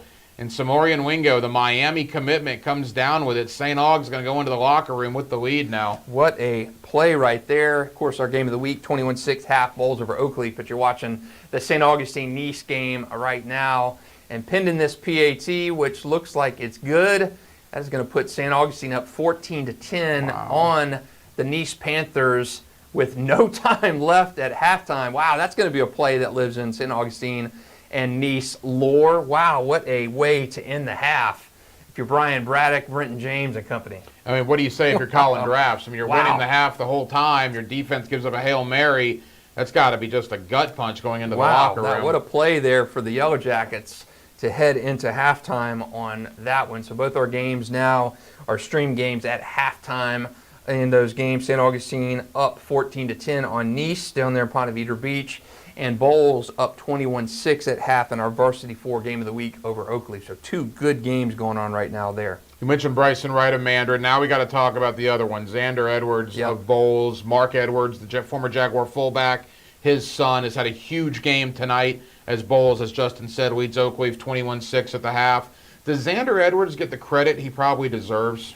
Man, when you're a running back, I mean, everything is so vertical now, passing, everybody's talking about throwing the ball, and it's cool to see a running back that is having that success. Running back in everywhere has been devalued almost. NFL, college, it's cool to see that, and it's cool to see a big running back. I mean, he's a big boy, 6'2", over 200 pounds. He's bigger than his dad. He's a big guy. Yeah. He is a big running back, and I said this to you before. He reminds me of one of my favorite players at Bolles, Cade Frew, just about 4 inches bigger and a much 30 larger pounds. Cade Frew, yes. Cade Frew, man, he was such a fun player to watch. Can't believe he's a senior at Air Force already, but he was such a fun, just physical, fast runner between the tackles. He invited the contact, went up between the tackles all the time. Matt Toblin, when you needed a big play on the ground, you went to Cade Frew. And Xander Edwards is becoming that Cade Frew. I mean, Xander Edwards is positioned to be a 4-year starter at running back. Really good player last year, but not nearly the player he is now. He entered this game 689 yards rushing in 4 games, which is darn good against that schedule. 10 touchdowns. He's got a couple more tonight, including a 70-yard run. So he's knocking on the door of 1,000-yard rushing at midseason against a solid schedule, too. So Xander Edwards on my short list for Offensive Player of the Year honors. A lot of games have gone to halftime. As we mentioned, the two big ones tonight. Bolles 21-6 at half over Oakleaf, and St. Augustine, thanks to that Hail Mary catch by Samori Wingo, they lead Nice 14-10 at the half. All right, some teams will be at the middle point of their season after the games tonight. When you take a look at it, let's talk about the best coaching jobs to this point of the year. I'll tell you one, just off the cuff. You look at Pete Duffy at Beachside. Yeah. We were talking about him earlier. You beat Ponte Vedra last week. You beat Bishop Kenny, a 4th-year school and a 4th-year program in Beachside. Pete Duffy's got them playing very, very well. We know all the normal guys, and we'll get to them, and they certainly are due their respect. But is there another one like a Pete Duffy that you wanted to recognize? You know, I keep going back to the Nassau County programs and how well those guys. I mean, Kyle Dougherty at Yulee. This is their best start since the Derrick Henry days back in, I think, I mentioned this last week, 2009, 10 maybe, when they started undefeated like this. And to have that after a 2-8 season, a little bit off the beaten path, Yulee, especially after last year. You're 2-8 coming off a 9-3 season, and you lay an egg at 2-8. So Yulee, they're up 10-0 on West Nassau right now. A chance to go to 5-0 for the first time in quite some time, about 15 years. And then also you look at Gunnar Cox, what he's the other portion of Nassau County in West Nassau. You're 5-0. You're charging along. You're great season out there in Nassau County. Whatever happens tonight happens. But I think the guys in Nassau County, Fernandina Beach, Blake Willis as well. This is just his 2nd year out there. So I think off the beaten path, you got to go back to the Nassau County teams and say, man, these guys are doing some good work out there. No, they're doing some very good work out there. And as you mentioned, Yulee leads 10-0. Kyle Dougherty is one of the most unique coaches as well. He is a fun guy to talk to. I am a big fan of his. I'll tell you this, too. Lawrence Johnson of Ed White, obviously we talked about him. Not the toughest schedule, but they are destroying people. And if Sean McIntyre and Creekside win tonight, to keep that team together, an 0-3 start, things are not looking good. To get a rivalry win over Bartram Trail last week, if they go down to Winter Park and take care of business tonight, they're winning right now. That's a good job by Sean McIntyre to keep that team together after an 0-3 start. Yeah, and the big thing in high school football is get those guys believing. Momentum is a real thing. It's why, in a sense, for teams, when you say they schedule bad teams or schedule teams that you should win, well, a lot of times you need that in a program to get your confidence going. There's something to be said for wins and momentum and how a win, like a rivalry win over a Bartram Trail, can springboard you to bigger things. So if you're Sean McIntyre in Creekside, you're 0-3 last week with your rivalry against Bartram Trail on deck, a series you've never won back-to-back games in. Well, you win that game, you double them up, you beat them pretty good, 28-14. Go down on the road, Winter Park, big road test. You haven't played away at home, haven't played away from home a lot and had success this year. You get back-to-back road wins if you win against Winter Park tonight. Then you got Sandalwood next week, and so you're going to win that game. Suddenly, you're 3-3, and you've won 3 in a row, and you're halfway to a district championship. So, yeah, I think there's something to be said for Sean McIntyre if you can kind of wizardry and get your way to a 3-game or even a 4-game winning streak and kind of flipping your season on its head right there. Now, if we look at your top 10 rankings, or go any direction you want, now let's talk about the teams we've talked about a lot this year. Let's talk Bolles, let's talk Nice, St. Augustine, Oakleaf, Rains. If you had to summarize it in one or two, thoughts, who would be your top 2 or 3 coaches of the year to this point? Oh man, it's challenging to look at because there are a lot of good coaches, but I think you've got to look at the guys right off the top. Donovan Maslin at Rains. There's something to be said. Yes, the schedule has been what it is, but you're coming off a huge win against Lake Mary. You have all these exorbitant expectations on you. The Northwest community embraces Rains like no other team. The tradition at Rains with the state championships, NFL Hall of Famers and everything. You're coaching at your alma mater. You're coming off an absolute dud in the state championship game. So you've played with precision. You've beaten the teams you're supposed to beat. You're winning at your alma mater. You're crushing teams.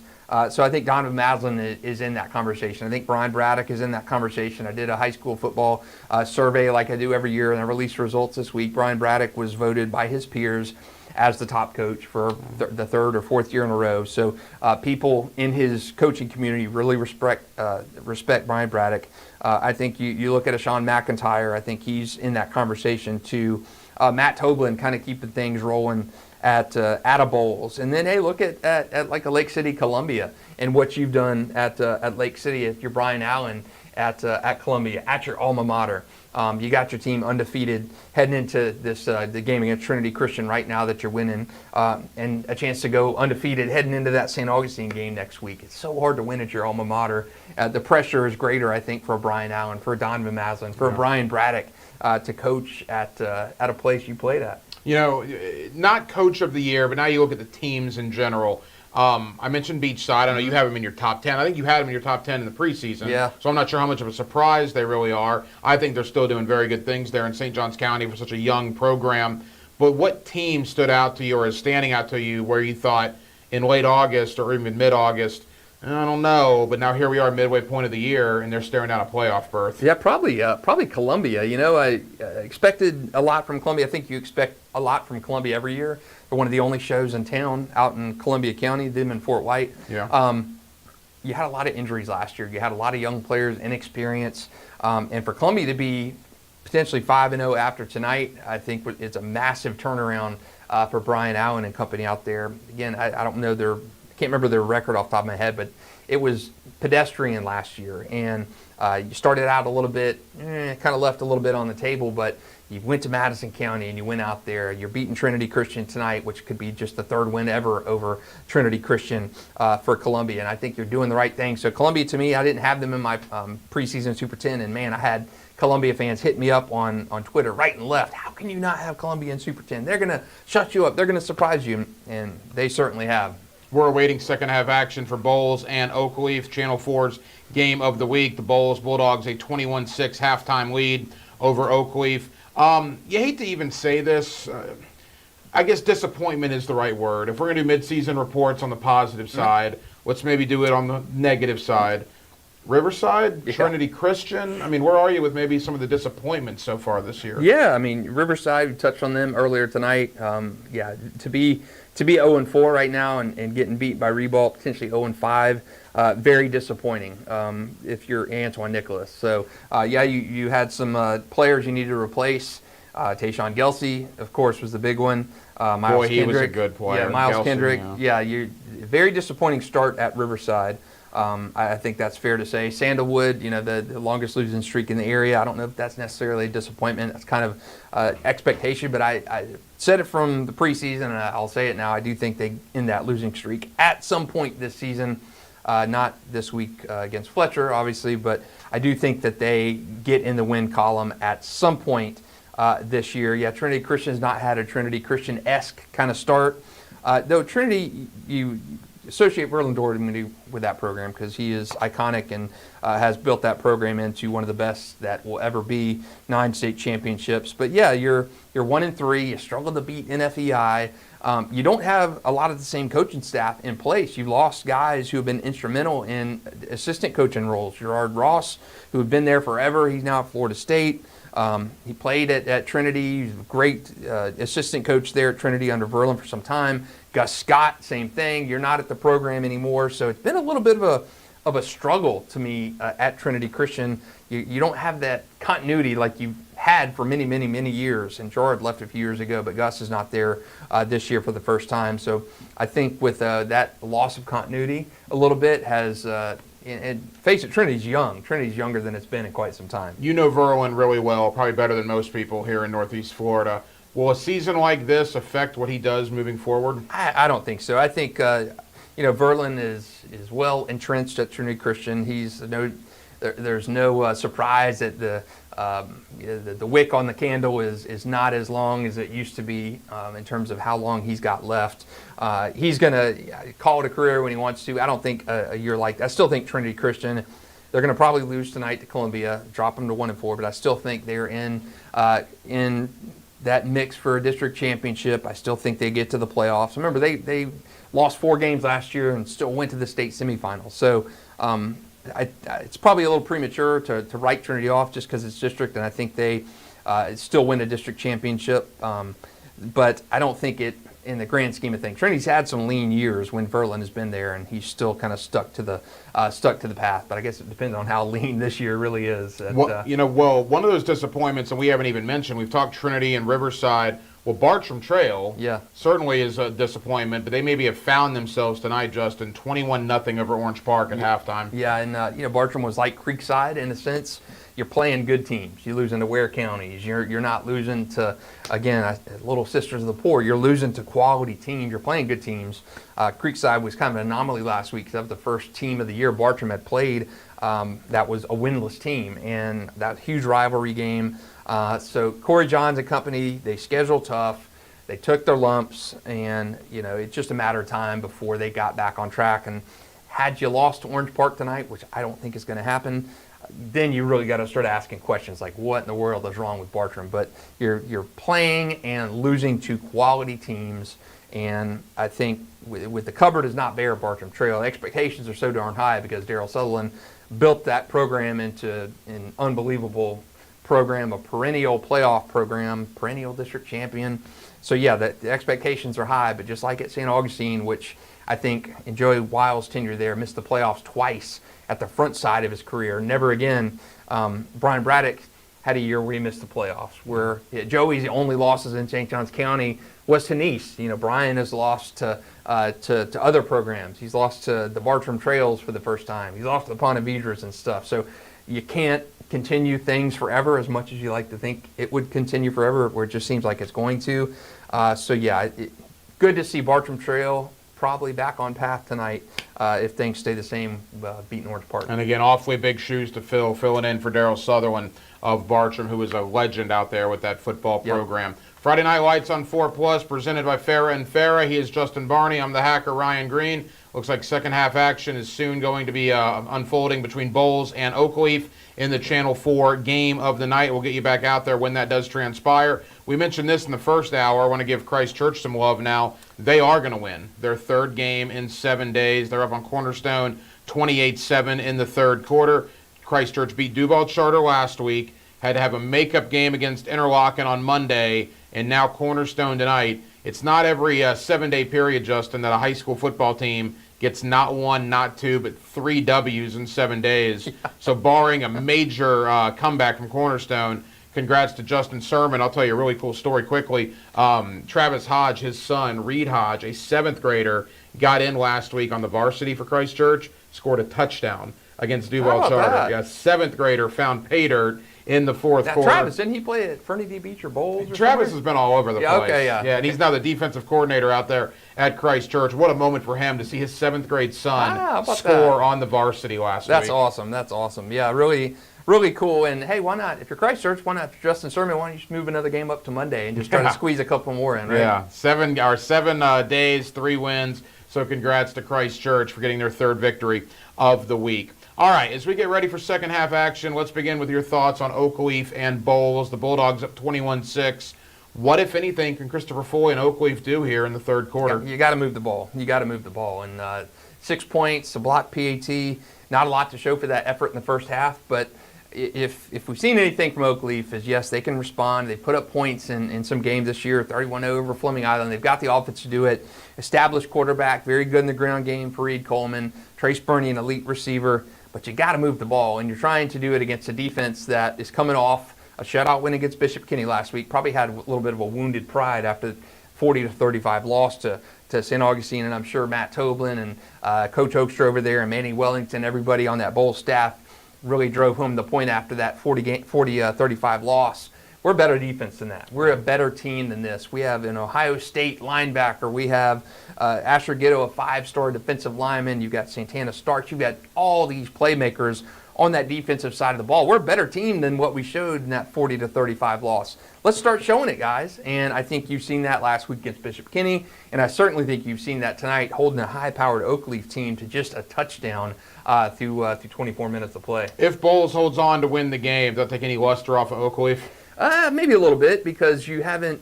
The Hawthorne win to me was by far their best win of the season last week. That forced me to move them up over Bolles last week from 4-3. I thought that was a high quality win.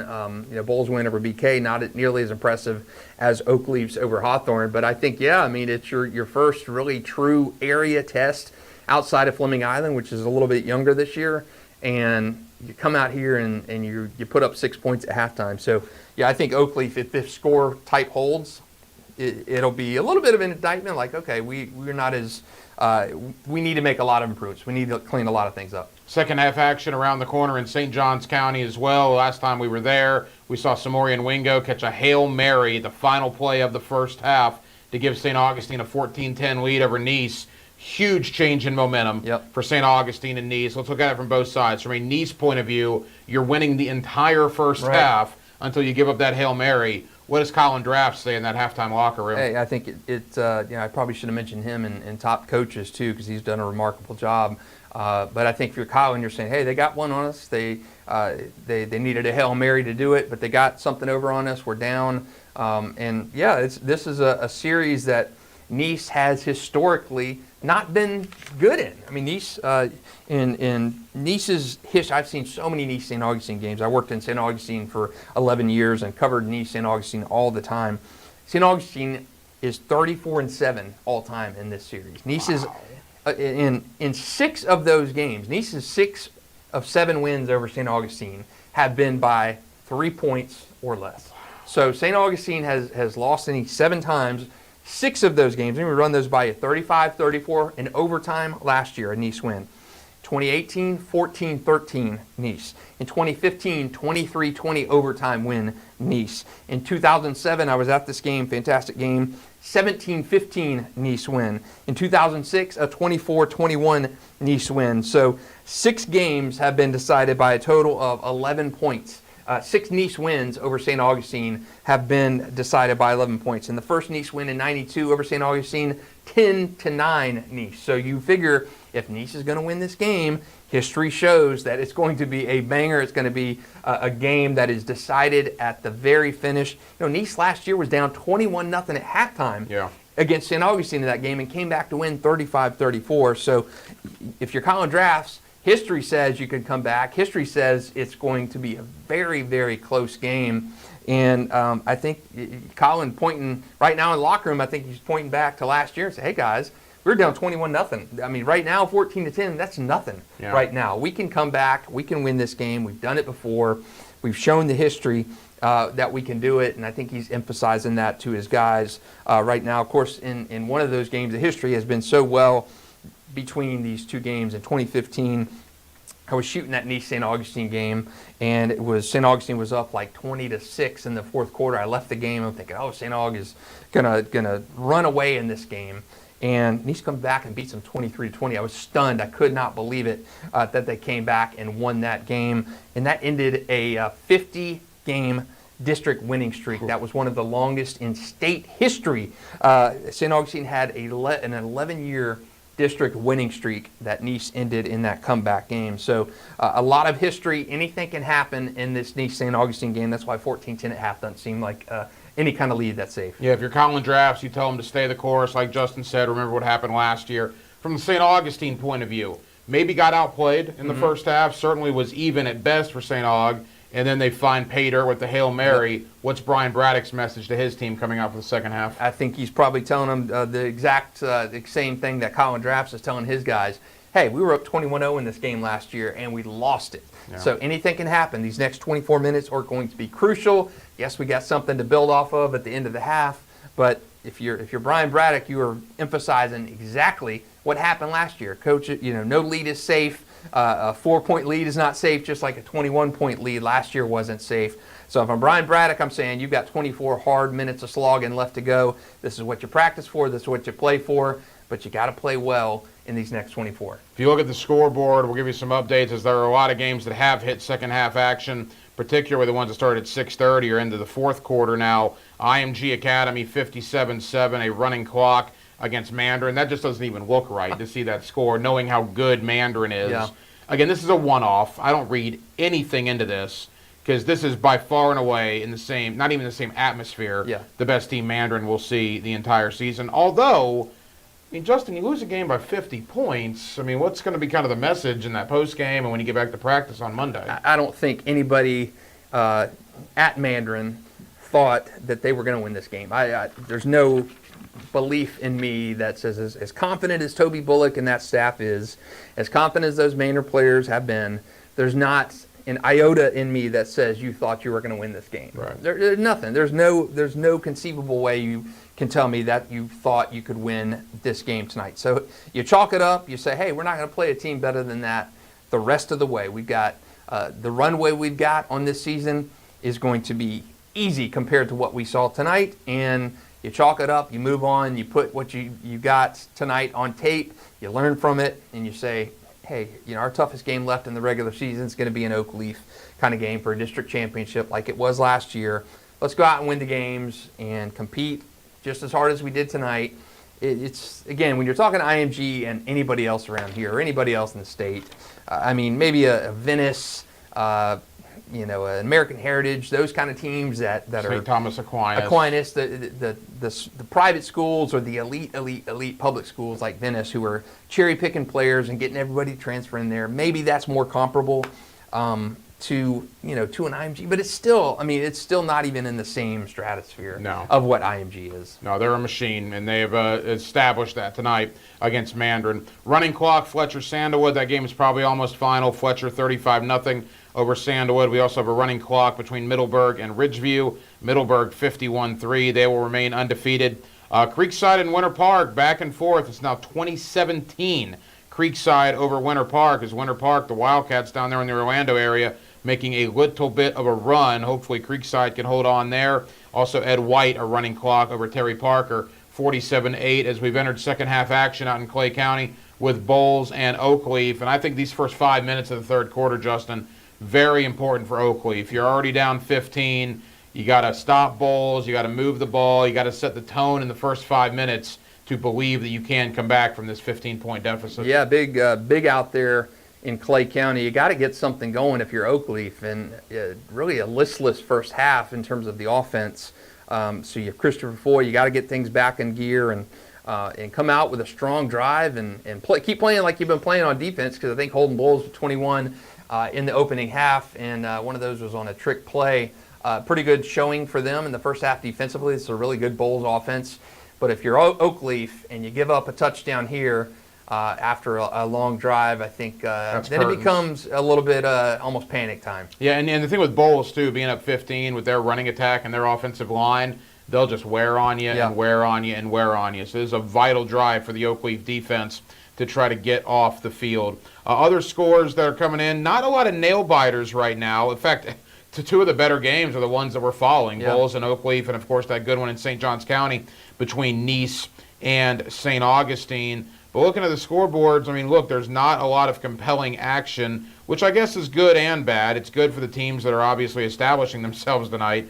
But if you're getting blown out in week number 5 of the high school football season, you need to take a hard look in the mirror. Yeah, another one to watch. University Christian 20-0 over Impact Christian, and I know Impact wanted, circled this game like, hey, this is a game we need to prove our worth in because, again, Impact Christian, kind of like the Baldwins, have not played anybody going into this matchup. And UC is on a different level than Impact is, but when you're trying to build a program and fighting Impact coming off a playoff season as well, and you step up and you play a really good conditioned program after really not playing. You're playing the Wolfsons of the world. No offense, Hacker. I know. I know that cuts a little deep. But Wolfson's looking good tonight. Yeah, Wolfson's looking good tonight. It's not. They're going to remind me on Instagram afterwards if that score against Bishop Snyder holds, because I think I picked Bishop Snyder to beat your alma mater, and I usually get some good static from fans on Instagram. There is nobody in this city that gives more bulletin board material to high school football teams than Justin Barney. That's true. I'm glad I can do my part. But it's all in good taste and humor. But yeah, University Christian, big win or big game so far for them. And Impact, again, a team that's trying to kind of get there and build and get to that next step. Elijah Caldwell-Hardy, a really good player, committed to Michigan State, but bit off more than they could shoot tonight with UC. Justin Barney of Channel 4. I'm the hacker Ryan Green. This is the Friday Night Lights on 4+, presented by Farrah and Farrah. We'll take a couple of more looks into both Bolles and Oakleaf, also in St. Johns County, Nice, and St. Augustine, and we'll set the table for what you can expect on Channel 4 later on this evening and on 1010XL later this evening as the Friday Night Lights.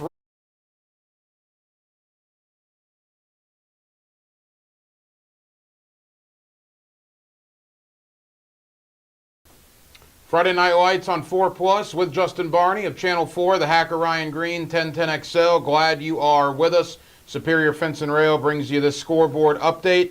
And a couple of finals are in, as we talked about, Justin. Running clocks, IMG Academy, it is a final, 57-7 over Mandarin. I got First Coast, 49-7 final over Clay. Nice win for the Buccaneers tonight. Yeah, it keeps Clay winless, and Jarvis Parker, that's his first winning streak as the Buccaneers head coach. So good for Jarvis, good for the Buccaneers. And they got a tough schedule.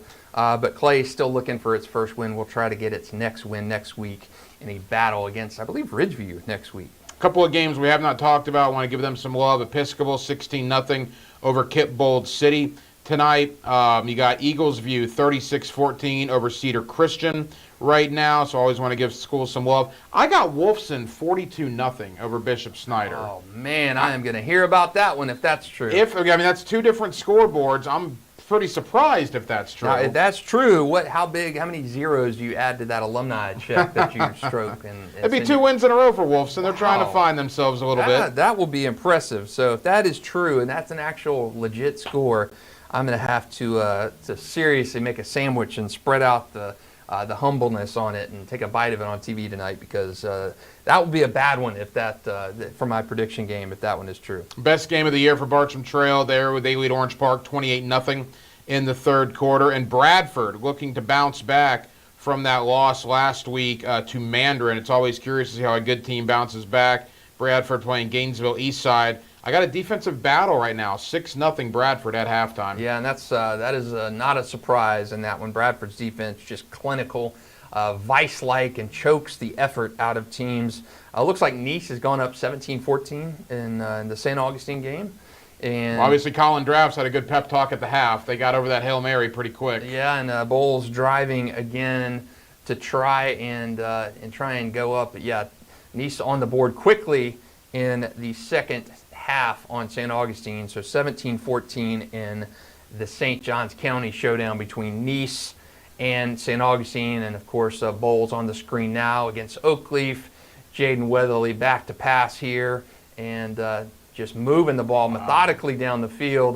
Looks like that one is that Cam Teetsy on the reception?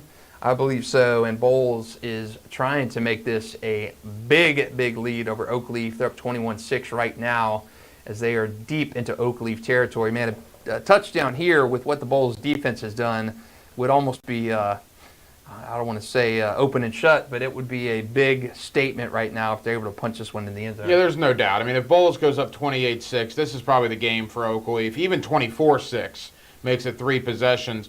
Pretty impressive from Bolles, because I talked to Christopher Foy last week. I talked to some Oakleaf alumni.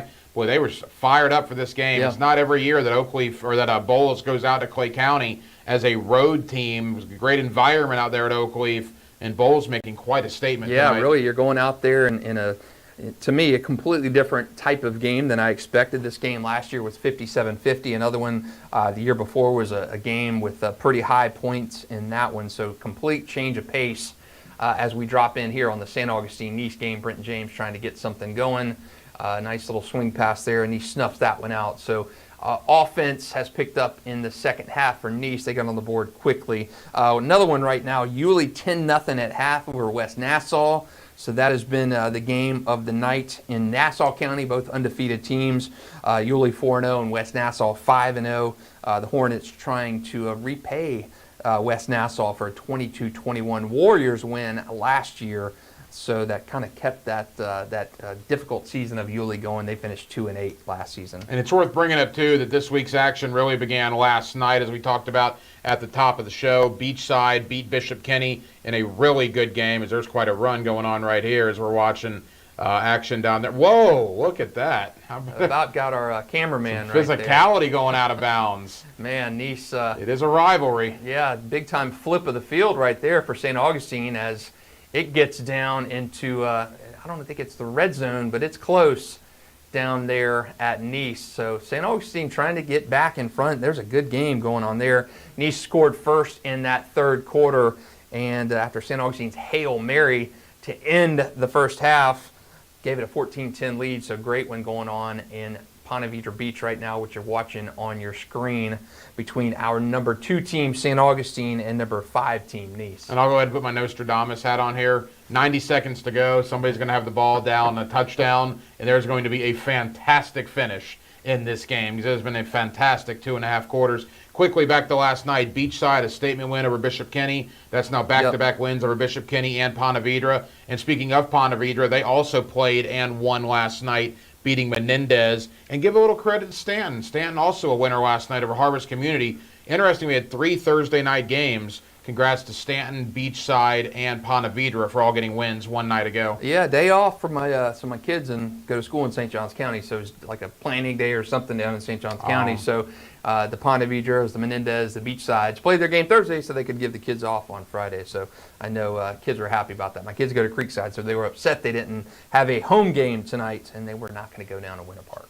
Boy, Bolles moving the ball through the air. I mean, we always talk about the Bolles, rushing attack and stuff, but they're moving the ball through the air. And as you look at St. Augustine as well, they're moving the ball through the air too. As Bolles looking to capitalize, they're up 21-6, looking to go up 3 possessions. St. Augustine had the lead at halftime against Nice. They lost the lead early in the third quarter. Nice came out, put a touchdown on the board, but now St. Augustine driving, trying to recapture the lead or at worst tie it here. But again, 2 compelling football games, one in Clay County, one in St. Johns County. Yeah, it's so funny. We're talking about passing, how everything has become passing now, and running games, while still important, are not as featured as passing games. So I remember Joey Wiles, coach at St. Augustine, unbelievable head coach, Hall of Fame head coach down there, and it was just humorous going back in a conversation I had with him years ago.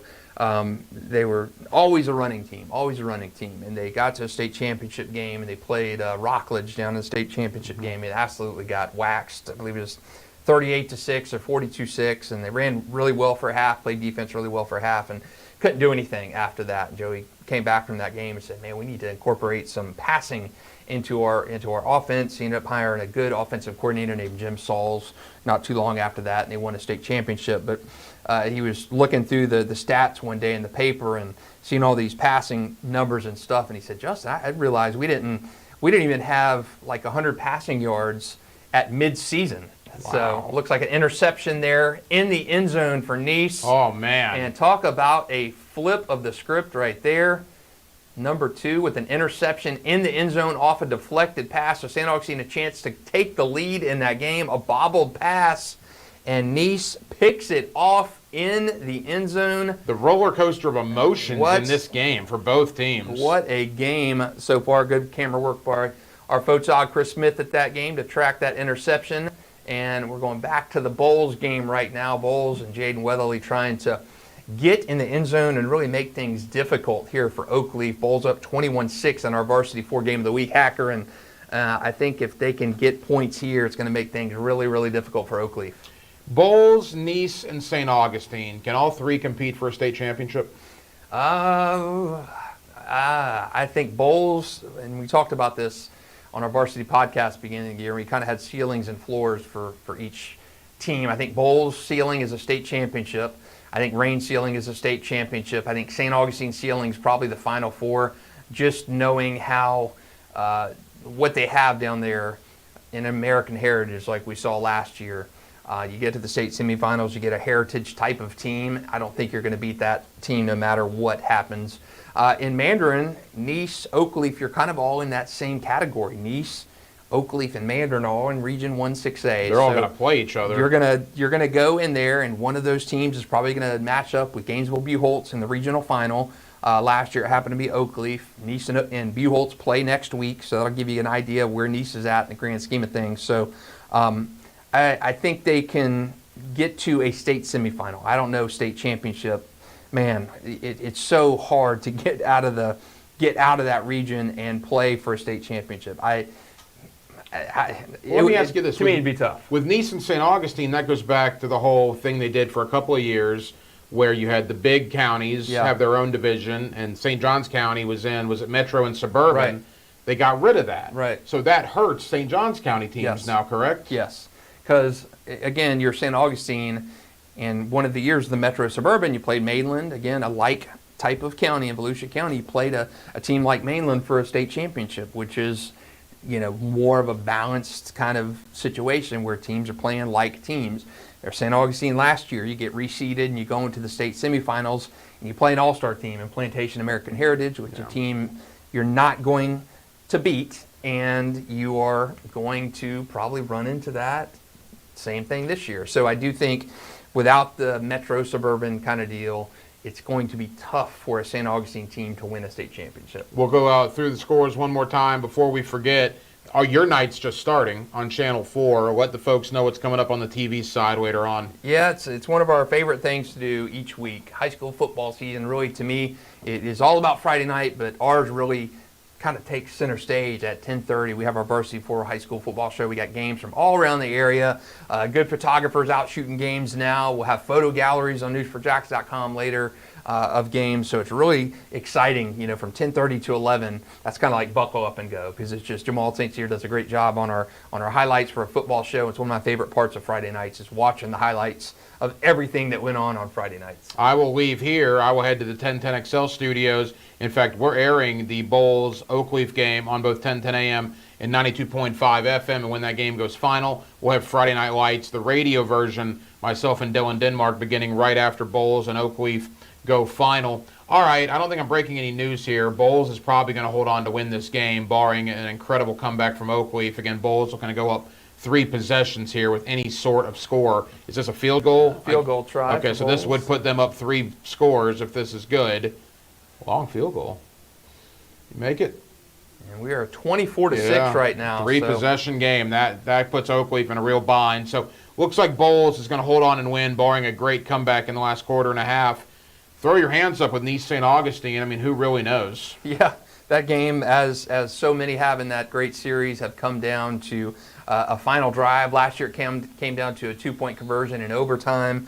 St. Augustine probably kicking itself for having that deflected pass end up in a niche defender's hands, and you take points off the board. You could probably have no worse, at least tied that game at 17-14 with a field goal, but instead a pickoff right in or outside of the end zone right there, and the return has kept Nice on top in that game, 17-14. Good camera work from our photog Chris Smith to give an update of the scoreboard. How much time left there in the third quarter? 4:32 in quarter three, but that one is setting up to be a good finish right there. Florence, that 34-yard field goal in that Bolles game to put the Bulldogs up 24-6. So a really, really good, solid opening drive from Bolles. Took a lot of time off the clock. 4:20 left in the third quarter of that one. I did want to update. Creekside has had a field goal down in Orlando against Winter Park. They lead 23-17. And Riverside trying to mount a comeback, 20-13. Reball over Riverside in the fourth quarter. Man, I still can't believe that score is 20. I'm stunned at that score. Reball has struggled a little bit. I do think they got some players back in that lineup, though. So Mike Hunter over there trying to lead Reball to a second win in a row, which would be huge for that program. Trying to build that Reball program back to tradition and stuff after a lot of transfers, a new school. Actually, Reball has been built, a new campus. They ushered that in this year, new football turf field. So really good. So it'd be crazy if Reball could actually win this game over Riverside, be one of their biggest wins in that rivalry in quite some time. And one score I also wanted to get into, we talked about the rivalry aspect. I got Baker County, Justin, 41-21 over an undefeated Baldwin team. This may be the turning of the corner for Baker County. Yeah, and I will hear about that one too, because I picked Baldwin in my predictions to win, and that is not going to happen. So struggling in my predictions this week. I expect to hear from the Wildcat faithful on Sports for Jacks on Instagram. But Baldwin, a little bit of smoke and mirrors in a sense with the schedule. You know, when you're Baker County and you're playing the Ponte Vedras and the First Coast, a little bit more of the Bradfords, those kind of teams. You're playing a lot more challenging competition than a Baldwin, and I think tonight shows it. All right, Justin, we got about a minute to go. Biggest surprise on the scoreboards for you so far? Oh man, a lot of ones. Not a ton of surprises to me. I think you know, if I'm having to look and on the spot right now, I'm gonna probably say it's still that Riverside Reball score. I'm surprised. I picked a big Riverside win to get in the win column, and the Generals right now are going to have some work to do to even beat Reball, let alone a big win of any kind. Justin, I enjoyed it. Man, another one down. We're at mid-season, Hacker. Mid-season report in the books. 5 regular season weeks down. Big week next week under the Friday Night Lights. Channel 4 Plus. Friday Night Lights were presented by Farrah and Farrah. He is Justin Barney of Channel 4. I'm the hacker Ryan Green of 1010XL. Thank you so much for watching. Be sure and tune in to Channel 4 beginning at 10:30 tonight for their coverage. Check me out on the radio at 1010XL for our post-game coverage as well. Wherever you're watching or listening, we hope we enjoy and you enjoy the rest of your Friday Night Lights. See why every day more people are choosing News 4 Jacks, Northeast Florida and South Georgia's #1 source for local news.